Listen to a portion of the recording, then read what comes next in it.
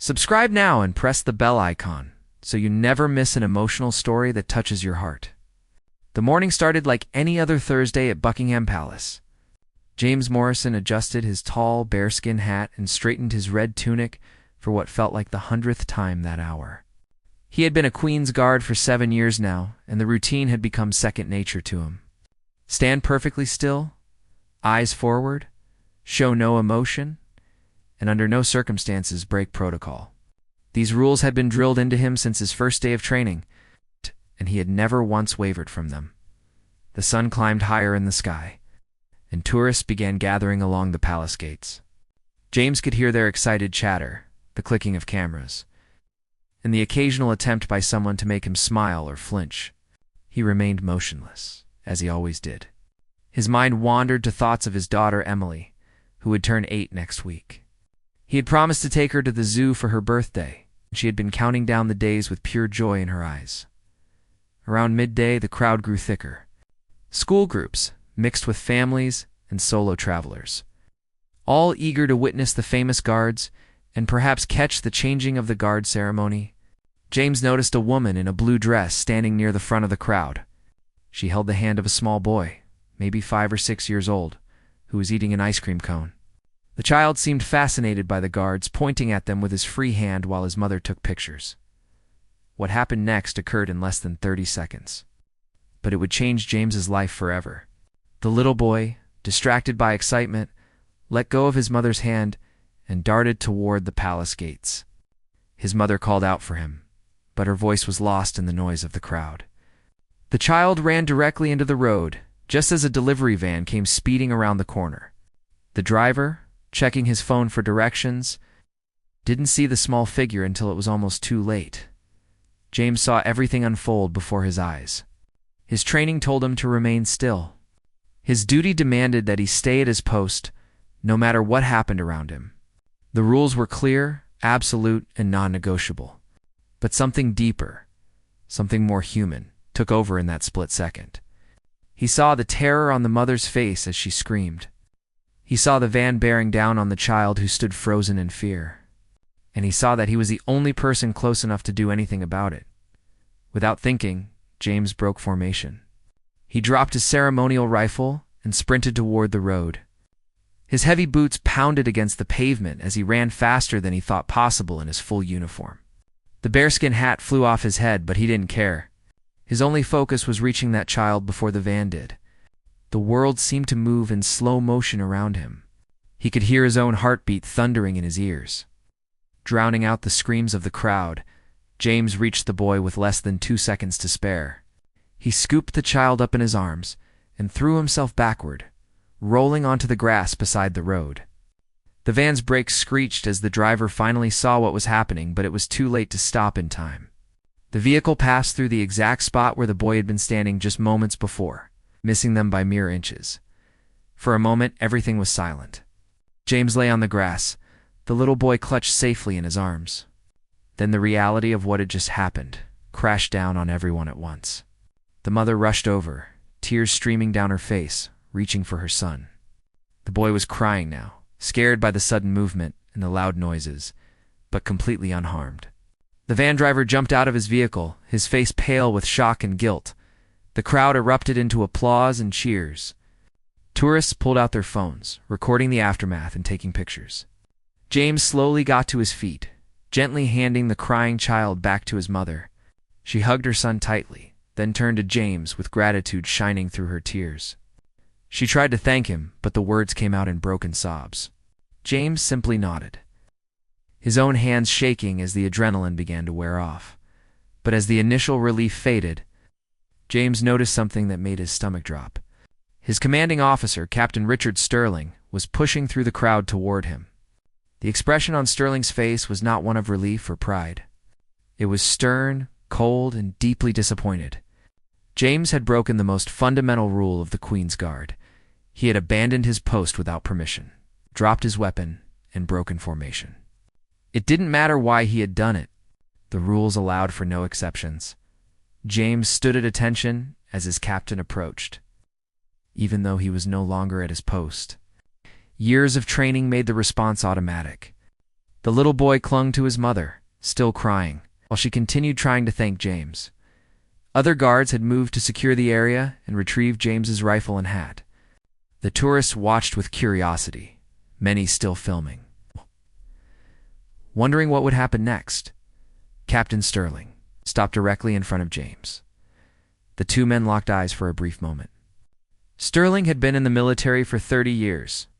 He was known as a man who followed rules without question, who believed that discipline was the foundation of everything they stood for. James knew that look. He had seen it directed at other soldiers who had failed to meet expectations, but never had he imagined it would be directed at him. The captain's voice was low, but firm when he finally spoke. He told James to return to the barracks immediately. There would be a formal inquiry into his actions. James saluted crisply and walked away from the scene, leaving behind the grateful mother, the traumatized child, and the crowd of tourists who had witnessed everything. As he walked through the palace grounds, James felt the weight of what he had done settling on his shoulders. He had saved a life, but at what cost to his career and his family's future? The walk back to the barracks felt longer than usual. James's mind raced with thoughts of what might happen next. He had never been in trouble before, never received so much as a warning in his 7 years of service. His record was spotless, his performance reviews always excellent, but none of that mattered now. He had broken protocol in the most public way possible, in front of hundreds of witnesses and countless cameras, inside the barracks. James removed his uniform carefully, hanging it up with the same precision he always did. His hands were still trembling slightly, though whether from the adrenaline or fear of what was coming, he couldn't tell. He changed into his regular fatigues and sat on his bunk, waiting for whatever came next. Other guards who had been on different shifts came in and out, whispering among themselves. News traveled fast in the military, and everyone already knew what had happened. Some of his fellow guards gave him supportive nods or pats on the shoulder as they passed. Others avoided his eyes, perhaps afraid that showing support might reflect badly on them. One of his closest friends, David Chen, sat down beside him on the bunk. David had been a guard for 9 years and had seen plenty of soldiers come and go. He didn't say anything at first, just sat there in silent solidarity. After a few minutes, David finally spoke. He told James that he had done the right thing, that any decent human being would have done the same. But then he added the part that James already knew, but didn't want to hear. The right thing and the military thing were not always the same. The army ran on rules and discipline. Without those foundations, everything fell apart. James appreciated his friend's honesty, even though it offered no comfort. An hour later, James was summoned to Captain Sterling's office. He walked through the familiar corridors with a sense of dread growing in his chest. He had been in this office many times before for routine meetings and briefings, but this time felt completely different. This time, he was here as someone who had failed, someone who had let down the entire regiment. Captain Sterling sat behind his desk, his face unreadable.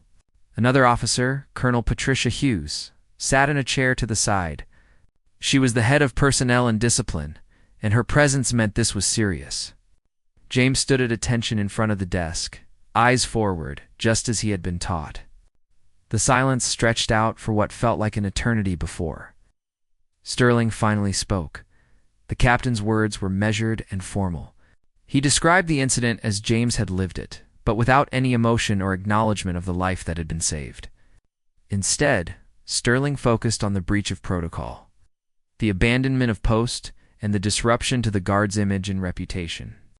Every word felt like a weight being added to James's shoulders. He wanted to defend himself, to explain that a child would have died if he had done nothing. But military protocol demanded silence unless directly asked to speak. Colonel Hughes then took over. Her tone was slightly softer than Sterling's, but no less serious. She explained that the matter would be reviewed by a formal board of inquiry. Until that inquiry was completed, James would be suspended from active guard duty. He would continue to receive his pay, but he would not be allowed to wear the uniform or participate in any ceremonies. The suspension would be noted in his record, and depending on the outcome of the inquiry, could lead to anything from a formal reprimand to discharge from service. James felt his world crumbling around him. Being a Queen's Guard was more than just a job to him. It was an honor, a source of pride, and the foundation of his family's financial security. His wife, Sarah, worked part-time as a nurse, but they depended heavily on his military salary and benefits. If he was discharged, how would they pay their mortgage? How would they afford Emily's school fees and her therapy sessions for her speech difficulties? The meeting concluded with Sterling handing James a formal letter outlining his suspension. James saluted, turned sharply, and left the office. Once he was outside and alone in the corridor, he allowed himself a moment to lean against the wall and close his eyes. The reality of his situation was overwhelming. He had done what any father would have done, what any human being should have done. But in doing so, he had put everything he had worked for at risk. That evening, James drove home in silence. The radio was off, and he barely noticed the traffic around him. His mind kept replaying the moment over and over. The little boy running into the street, the van speeding toward him, the split-second decision that had changed everything. Would he make the same choice again, if given the chance? The answer came immediately and without doubt. Yes, he would. A child's life was worth more than any career or rule, but that certainty didn't make the consequences any easier to face. When James pulled into his driveway, he sat in the car for several minutes, gathering the courage to go inside and tell Sarah what had happened. Through the living room window, he could see her helping Emily with homework at the dining table. They were both smiling about something, completely unaware that their lives were about to be turned upside down. James finally got out of the car and walked to the front door. Emily spotted him first and ran to greet him with her usual enthusiasm, hugging his legs tightly. She asked if he had brought his big hat home so she could try it on again. James forced a smile and told her, maybe next time. Sarah came to the doorway, and one look at his face told her something was wrong. After Emily was settled in front of the television with her favorite cartoon, James and Sarah sat in the kitchen. He told her everything, starting with the boy running into the street and ending with his suspension and the upcoming inquiry. Sarah listened without interrupting, her expression moving from shock to concern to quiet determination. When he finished, she reached across the table and took his hand. Sarah told him that she was proud of him. She said that he had done exactly what she would have expected him to do, what she would have wanted him to do. Yes, they might face financial difficulties. Yes, the next few weeks would be stressful and uncertain, but they would figure it out together just as they always had. She reminded him that he had saved a child's life. That was something no inquiry or board of officers could take away from him. The next morning, James woke to find his phone filled with missed calls and messages. News of the incident had spread far beyond the palace grounds. Videos taken by tourists had been uploaded to social media and were now going viral. Millions of people around the world were watching the footage of him, sprinting across the palace grounds and saving the child from the speeding van. The comments sections were filled with praise for his heroic actions, but not everyone saw it that way. Some military forums and news commentators were debating whether James had done the right thing from a professional standpoint. They argued that guards abandoning their posts, even for good reasons, set a dangerous precedent. What if it had been a distraction technique used by terrorists? What if his absence from his position had created a security vulnerability? These questions swirled through the media, creating a complex narrative where James was simultaneously a hero and a problem. Sarah showed him some of the positive messages people were sending. Parents from around the world were thanking him, saying they would have wanted someone like him there if their child had been in danger. The mother of the boy he saved, whose name was revealed to be Jennifer Walsh, had given an emotional interview to a local news station. She spoke about her gratitude, about how she had looked away for just 1 second, and how James had given her son a future.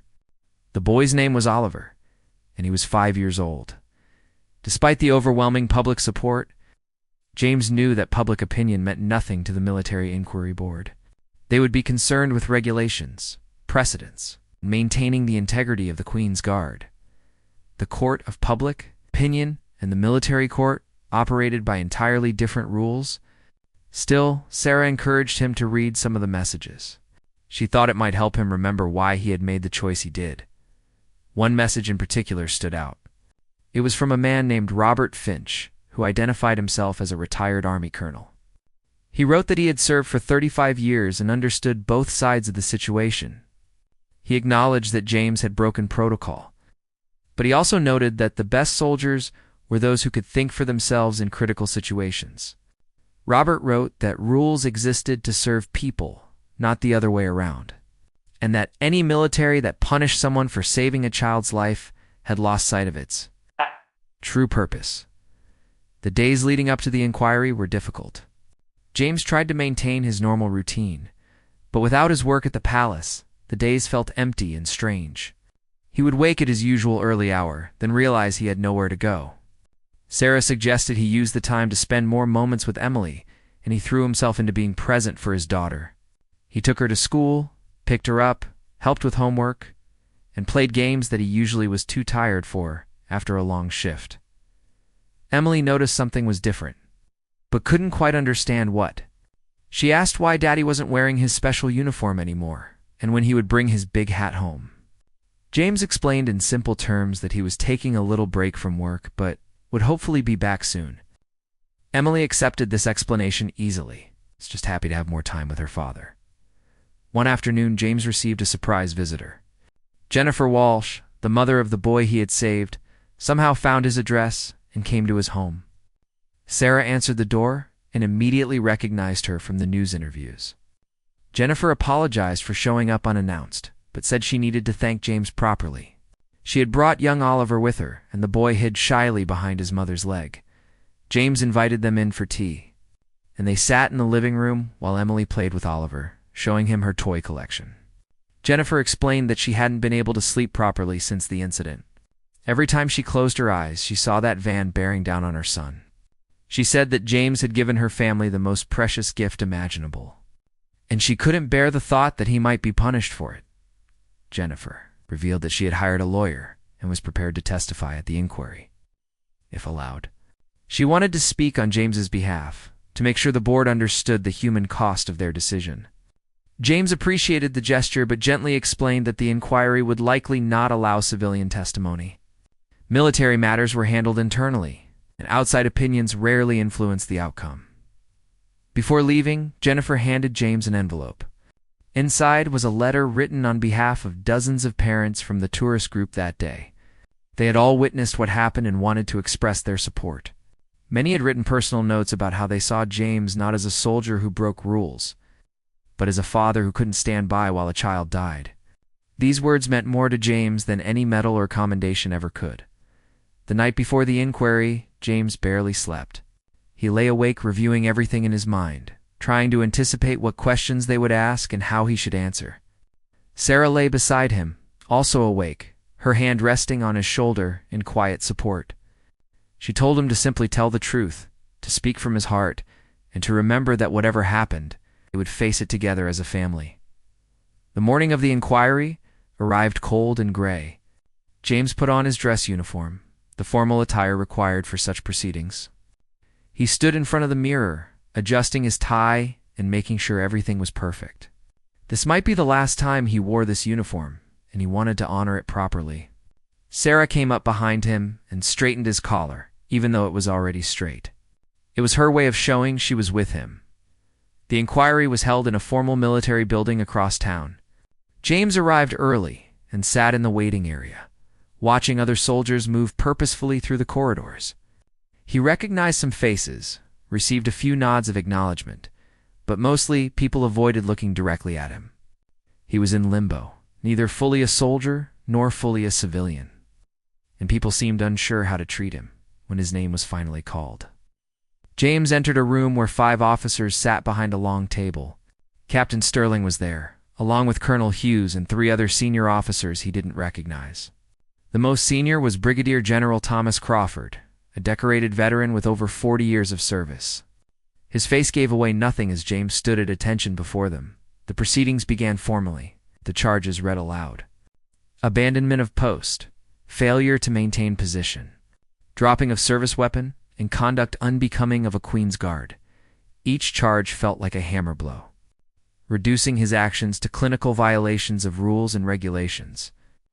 There was no mention of the child, no acknowledgement of the life saved, just cold recitation of broken protocols. James was then asked to explain his actions in his own words. This was his moment to defend himself, to make them understand why he had done what he did. He took a deep breath and began to speak, his voice steady despite his nerves. He described seeing Oliver run into the street, seeing the van approaching, knowing that no one else would reach the boy in time.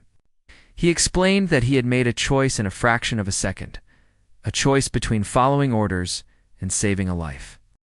James continued his explanation to the inquiry board, carefully choosing each word. He admitted that he knew he was breaking protocol, but stated that in that moment, his conscience as a human being overrode his duty as a soldier. He spoke about how he had replayed the scene countless times in his mind, and how every single time he would make the same choice. A child's life was not something he could weigh against military regulations, no matter how important those regulations were. Brigadier General Crawford listened intently, his expression still neutral. When James finished speaking, there was a brief silence in the room. Then the questions began. Captain Sterling asked whether James understood that his actions could have created security vulnerabilities. What if the incident had been staged to draw guards away from their posts? What if terrorists had been watching, learning that emotional manipulation could break their discipline? James acknowledged these possibilities, but countered that the situation had been genuine. There had been no indication of a setup, no suspicious activity. It's just a mother's momentary distraction and a child's innocent mistake. He argued that while protocols existed for good reasons, soldiers were still thinking human beings who had to make judgments in real situations. If they became nothing more than robots following programs, they lost the very humanity they were sworn to protect. Colonel Hughes then questioned him about the impact on the regiment's reputation. The Queen's Guard was famous worldwide for their unwavering discipline. Millions of tourists visited specifically to see guards who never moved, never reacted, never broke formation. By abandoning his post, James had damaged that carefully cultivated image. Videos of the incident showed a guard running away from his position, and without context, some viewers might see it as a lapse in security rather than an act of heroism. This line of questioning troubled James more than the others. He understood the importance of the Queen's Guard's reputation, had been proud to be part of that tradition, but he struggled to accept that image mattered more than substance. He respectfully suggested that perhaps the regiment's reputation should be built not just on stillness and discipline, but also on the character of the men who wore the uniform. Surely people would respect guards more, knowing they were decent human beings, not just statues. One of the officers James didn't recognize, a stern-looking woman named Major Patricia Wells, asked a different kind of question. She wanted to know about his family situation. Did he have children? How old? What would he have wanted another guard to do if it had been his daughter in danger? James realized this might be a trap, a way to get him to admit that personal feelings had influenced his professional judgment. But he answered honestly anyway. He told them about Emily, about how she would turn 8 soon, about how she loved to dance and dreamed of being a veterinarian. He said that yes, he would hope any decent person, guard or not, would save his daughter if she was in danger. But he insisted that wasn't why he had acted. He hadn't been thinking about Emily in that moment. He had simply seen a child in mortal danger and known he was the only one who could help. The inquiry board then reviewed the video footage from multiple tourist cameras.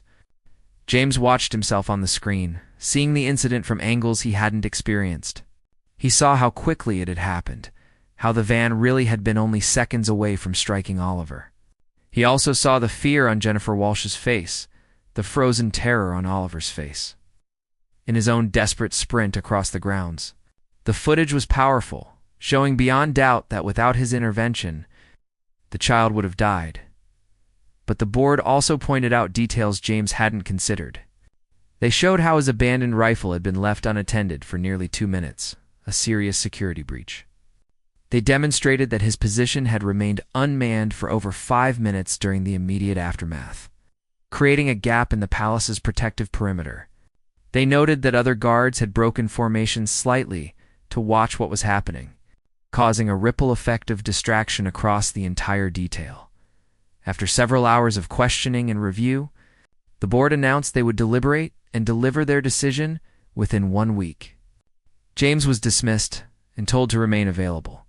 He saluted crisply and left the room, his legs feeling weak beneath him. The questioning had been more intense than he had anticipated, and he felt drained both physically and emotionally outside the building. James found Sarah waiting for him in the parking area. She had taken the day off work to be there, even though she wasn't allowed inside during the proceedings. One look at James's face told her it hadn't gone well. They sat in the car for a long moment before driving home, both of them processing what this might mean for their future. That evening, James tried to act normal for Emily's sake. They had dinner together, and Emily chattered happily about her day at school. She had made a drawing of a guard in a red uniform, which she presented proudly to her father. James taped it to the refrigerator, fighting back the emotion that threatened to overwhelm him. This might be how his daughter always remembered him, as a guard, even if he would never be allowed to serve as one again. Over the next few days, the waiting was agonizing. James tried to keep busy, but everything felt meaningless in the shadow of the impending decision. He helped around the house, took long walks, spent hours playing with Emily. Sarah returned to work, but called several times each day to check on him. Friends from the regiment reached out with messages of support, though they had to be careful about how openly they communicated given the ongoing inquiry. The media attention had begun to die down, but then something unexpected happened. An online petition was started by a group of parents calling for James to be recognized as a hero rather than punished. The petition gathered momentum quickly, collecting hundreds of thousands of signatures within days. News outlets picked up the story again, this time focusing on the public outcry against his potential discharge. Parliament members began commenting on the case, some arguing that military discipline must be maintained, others suggesting that common sense and humanity should prevail. The debate reached the highest levels of government, with even some ministers weighing in. The Ministry of Defense found itself under pressure to find a resolution that would satisfy both military requirements and public sentiment. James tried to ignore the media circus, knowing it could easily backfire. Military officers didn't appreciate public pressure influencing their decisions. If anything, the attention might make the board more determined to enforce strict discipline. To prove they couldn't be swayed by popular opinion, he told Sarah to avoid reading the news articles and social media posts. Whatever happened would happen based on military judgment, not public polls. On the 6th day of waiting, James received a phone call from Colonel Hughes. She asked him to come to headquarters the following morning at 9. The board had reached their decision. Her tone gave nothing away, and James didn't dare ask what they had decided. He thanked her for the call and hung up, then immediately told Sarah. They held each other quietly. Knowing that tomorrow would determine the course of the rest of their lives, that night, neither of them could eat much dinner. Emily sensed the tension and asked if something was wrong. James assured her everything was fine, just some boring grown-up stuff to deal with. After Emily went to bed, James and Sarah sat together on the couch talking about possibilities and plans. If he was discharged, he would need to find new work quickly. His military skills might translate to private security, though the pay would likely be much less. They might need to sell the house, move somewhere more affordable. But Sarah reminded him of something important. No matter what happened with his career, he would still be the man who saved a child's life. That was something real and permanent, something that no board of inquiry could take away. She told him she had married a good man, not a uniform, and that good man would still be there tomorrow, regardless of what the board decided. The morning arrived with gray skies and light rain. James dressed in his formal uniform one more time, taking extra care with every detail. If this was to be his last appearance as a Queen's Guard, he wanted to look the part. Sarah made breakfast, though neither of them ate much. Emily was still asleep, and James kissed her forehead gently before leaving. Wondering if his daughter would still look at him with the same pride after today, the drive to headquarters felt surreal. Sarah insisted on coming with him, at least to wait outside. She held his hand during the entire journey, neither of them speaking much. There were no words adequate for the moment. Everything they had built together, their home, their security, their future plans, all hung in the balance waiting for a decision made by people who had never met Emily, who had never shared dinner at their table or heard the laughter that filled their home. James arrived 15 minutes early, and sat in the same waiting area where he had sat a week before. This time, he wasn't alone. David Chin was there, along with 2 other guards from his unit. They had come to show support, even though it might not reflect well on them to be associated with someone facing discipline. Their presence meant everything to James. These men understood what it was like to stand post, to fight the urge to scratch an itch or shift weight from one foot to another during hours of perfect stillness. They knew the sacrifice of the job, and their support validated his choice. When his name was called, James stood and walked toward the inquiry room with his head high. David clasped his shoulder briefly as he passed, a gesture of solidarity that gave James strength. Inside the room, the same 5 officers sat behind the long table. Brigadier General Crawford sat in the center, and his expression was slightly different than before. James couldn't quite read it, but there was something less cold in his eyes. The proceedings began formally. Crawford explained that the board had carefully reviewed all evidence, testimony, and relevant regulations. They had considered the circumstances, the outcome, and the broader implications for the Queen's Guard in military discipline as a whole. James stood at attention, his heart pounding so hard he was sure everyone in the room could hear it. This was it. It's the moment that would define everything that came next. Crawford cleared his throat and began reading from a prepared statement. The board found that James had indeed violated protocol by abandoning his post without authorization. This was a serious breach of duty that could not be overlooked or dismissed. The Queen's Guard relied on absolute discipline and adherence to procedure, and any compromise of these standards undermined the entire institution. James felt his stomach drop. This was clearly leading toward discharge. But then Crawford paused and looked up from his paper, making direct eye contact with James. The general said that the board also recognized exceptional circumstances. The incident had not been a security exercise or a moment of personal weakness. It had been a genuine emergency where a child's life hung in the balance. After extensive deliberation, the board had concluded that while James had violated procedure, he had acted in accordance with a higher moral imperative that superseded military protocol in that specific moment. James hardly dared to breathe. He couldn't tell yet which way this decision was going. Crawford continued, explaining that the board had consulted historical precedents and found similar cases where soldiers had made split-second decisions that technically violated orders but saved lives. In most cases, these soldiers had been recognized for their judgment and humanity rather than punished for disobedience. The general noted that military service was ultimately about protecting people, and a military that punished someone for successfully protecting an innocent child would have lost sight of its fundamental purpose. The decision, Crawford announced, was that James would receive a formal reprimand for abandoning his post. This reprimand would remain in his permanent record. However, the board had determined that no further disciplinary action was warranted. James would be reinstated to active duty immediately, though he would be required to undergo additional training on handling emergency situations while maintaining security protocols. The board also recommended that the Queen's Guard review and update their procedures to provide clearer guidance for similar situations in the future, but Crawford wasn't finished. He explained that the board had taken the unusual step of also recommending James for a commendation for bravery. While his actions had violated protocol, they had also demonstrated exactly the kind of courage and quick thinking that the military valued. The general noted that rules existed to serve the mission, and the ultimate mission was protecting human life. James had done exactly that, and deserved recognition for it. James felt overwhelmed by the decision. A reprimand and a commendation, simultaneously. It was unprecedented, contradictory, and yet somehow perfectly just. He had broken rules that existed for important reasons and that needed to be acknowledged. But he had also saved a life, and that deserved recognition. The board had found a way to honor both truths without compromising either. Colonel Hughes then added a personal note. She said that the board's deliberations had been lengthy and sometimes heated. The military took discipline seriously, and there had been strong arguments for stricter punishment.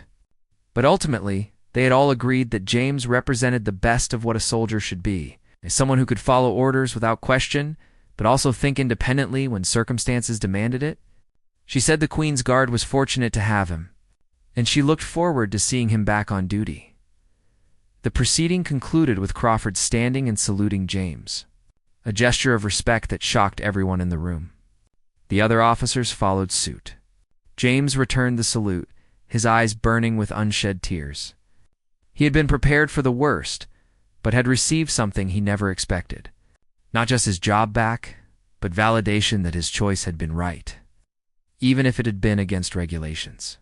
Outside the building, James found not just Sarah waiting, but David and the other guards as well. When they saw his face, they knew immediately that the news was good. David let out a whoop of celebration, and the others crowded around to shake James's hand and clap him on the back. Sarah threw her arms around him, and he held her tightly, feeling the tension of the past weeks finally beginning to drain away. The drive home was completely different from the drive there. Sarah couldn't stop smiling, and James felt lighter than he had in days. They talked about telling Emily, about him returning to duty, about life going back to normal, but both of them knew that normal would be different now.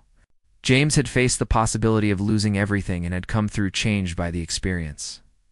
When they arrived home, Emily was in the backyard with her grandmother, who had come to watch her during the appointment. Emily ran to James the moment she saw him, asking if his boring grown-up stuff was finished. James picked her up and spun her around, telling her yes, it was all finished and everything was going to be okay. Emily asked if that meant he would wear his special uniform again, and James promised her he would. That evening, James received a phone call from Jennifer Walsh. News of the inquiry's decision had been released to the media, and she had heard immediately. She was crying with relief and gratitude, thanking him repeatedly not just for saving Oliver, but for being the kind of person who would risk everything to do what was right. She told him that Oliver asked about the nice soldier often and wanted to meet him properly someday, when he was old enough to understand what had happened. 3 weeks after the inquiry, James returned to duty at Buckingham Palace. The morning felt both familiar and entirely new. He put on his red tunic and adjusted his bearskin hat with the same practiced movements he had done thousands of times before. But now, every motion carried additional weight. He was no longer just a guard following routine. He was a symbol of something larger, though he tried not to think about that too much. His fellow guards greeted him warmly when he arrived. Some shook his hand, others offered quiet words of respect. Even Captain Sterling, who had maintained his stern professionalism throughout the inquiry, gave James a brief nod of acknowledgement. The unspoken message was clear. James had been tested in a way most soldiers never would be, and he had proven himself worthy of the uniform he wore. Taking his position at the palace gates felt different this time. The tourists gathered as they always did, cameras ready, children pointing excitedly, but now some of them recognized him. Word had spread about which guard had saved the child, and people specifically came hoping to see him. James maintained his disciplined stillness, but inside he felt the strange burden of being known, of representing something beyond himself during his first day back. James noticed a change in how he experienced his duty. Before, standing still for hours had been about discipline, about proving mental strength and physical endurance. Now he understood his role differently. He wasn't just standing guard for tradition or ceremony. He was there as a protector, someone who took responsibility for the safety of everyone around him. The rules and protocols weren't restrictions on his humanity, but frameworks to help him serve that purpose more effectively. Around midday, something unexpected happened. A family approached the gates, and James immediately recognized them. Jennifer Walsh stood there with young Oliver, who was holding his mother's hand tightly. They had come specifically to see James, to show Oliver the soldier who had saved his life. Jennifer had called ahead and received special permission for a brief interaction, a rare exception to the usual protocols. An officer escorted them to James's position and gave him permission to break stance for 2 minutes. James knelt down to Oliver's level, and the boy looked at him with wide, curious eyes. Oliver was shy at first, hiding partly behind his mother, but then he stepped forward and wrapped his small arms around James's neck in a spontaneous hug. Jennifer wiped tears from her eyes as she watched her son embrace the man who had given him a future. James felt emotion rising in his throat but maintained his composure. He gently patted Oliver's back and told him to always listen to his mummy and look both ways before crossing any street. Oliver nodded seriously, as if receiving instructions of utmost importance. Jennifer thanked James once more, her voice thick with emotion, and then they were escorted away. James returned to his position, but the encounter stayed with him for the rest of his shift. This was why he had made the choice he did. This living, breathing child who would grow up, go to school, fall in love, and have a life all because of one decision. The weeks turned into months, and life gradually returned to a comfortable rhythm. Emily celebrated her 8th birthday with the zoo trip James had promised her. Sarah continued her nursing work, finding fulfillment in caring for patients. James settled back into his duties with a deeper appreciation for what he did and why it mattered. The formal reprimand in his record became less significant over time, overshadowed by the commendation that accompanied it, but the incident had sparked changes beyond James's personal situation. The Queen's Guard initiated a comprehensive review of their protocols, just as the inquiry board had recommended. They developed new guidelines for emergency situations, creating a framework where guards could respond to immediate threats to human life without completely abandoning security protocols. The changes were subtle but important. Acknowledging that soldiers were thinking human beings who sometimes had to make judgment calls in real time, James was asked to participate in the development of these new training modules. His experience became a case study for new recruits, an example of the difficult balance between following orders and exercising moral judgment. He found himself occasionally giving talks to incoming guards, sharing not just what happened, but what he had learned from it. He emphasized that discipline remained essential, but discipline without compassion was hollow. The goal was to be both perfectly professional and fully human. A challenging balance, but not an impossible one. Media interest in James eventually faded, as it always does. News stories captured public attention, and the viral videos of him saving Oliver became old news buried in internet archives. James appreciated the return to anonymity. He had never sought fame or recognition, just wanted to do his job and provide for his family. The brief period of being known had been uncomfortable, though he understood why people had responded as they did. In an uncertain world, people wanted to believe that individuals still made moral choices, that rules could bend when humanity required it. One autumn afternoon, about a year after the incident, James received a letter in the mail.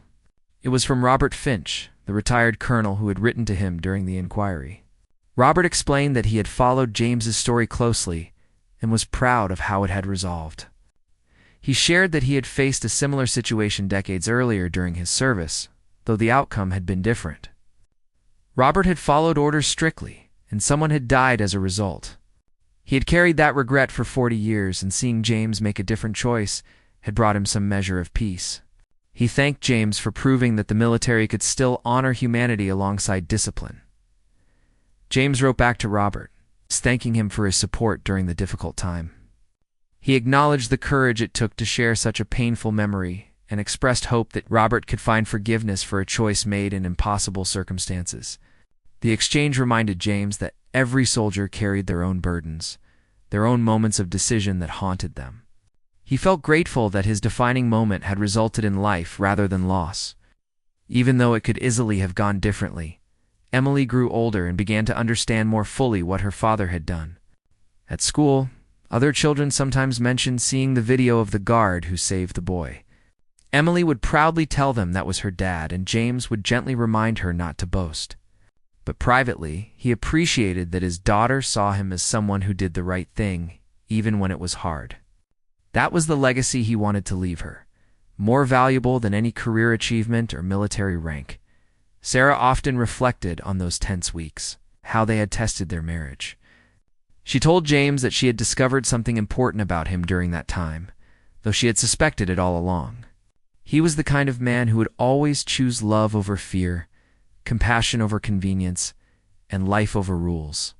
These qualities made him not just a good soldier, but a good father and husband. She said she would make the same choice to marry him all over again. Knowing he was someone who could be counted on to do what was right, the changing of the guard. Ceremony continued at Buckingham Palace as it had for generations. Tourists still gathered to watch the precise movements, the perfect synchronization, the unwavering discipline of the Queen's Guard. But now, at least some of those watching understood that beneath those bear-skin hats and red tunics were real people. Individuals with families and hearts in the capacity to make brave choices in critical moments. James Morrison stood at his post, eyes forward, perfectly still, a model of military bearing. But he was no longer just a soldier, following protocols. He was a man who had faced the hardest choice a person could face, and had chosen to save a life at great personal risk. The formal reprimand in his record would always be there, a reminder that actions have consequences. But so would the commendation for bravery. And so would the memory of a little boy named Oliver who was alive because someone chose humanity over regulations, as the sun set over London. James completed his shift and prepared to go home to his family. Tomorrow he would return and stand post again, maintaining the traditions and discipline that defined the Queen's Guard. But now he did so with a fuller understanding of why those traditions mattered and what they were ultimately meant to protect. Not just buildings or royalty or national symbols, but people, ordinary people living their lives, and especially the most vulnerable among them who sometimes needed someone to break the rules in order to save them.